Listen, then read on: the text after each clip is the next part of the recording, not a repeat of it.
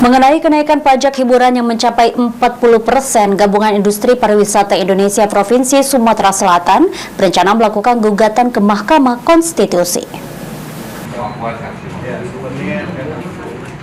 Gabungan Industri Pariwisata Indonesia Sumatera Selatan mengungkapkan penolakannya dan berencana melakukan gugatan ke Mahkamah Konstitusi terkait kenaikan pajak hiburan yang mencapai 40%. Ketua GIPI Sumsel Herlan Asfiuddin mengatakan tidak hanya GIPI, namun hampir semua industri merasa keberatan dan menolak kenaikan pajak dari pemerintah yang dinilai cukup tinggi. Ya, semua industri merasa keberatan. Jadi kita menolak pajak dari pemerintah itu. Semua keputusan tapi dari kita satu komando dari GIPI pusat. Jadi apapun keputusan dari GIPI kita terjemahkan di bawah.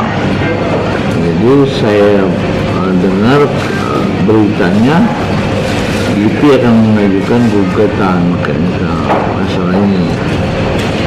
Dan juga minta membatalkan pajak yang baru ini ditetapkan.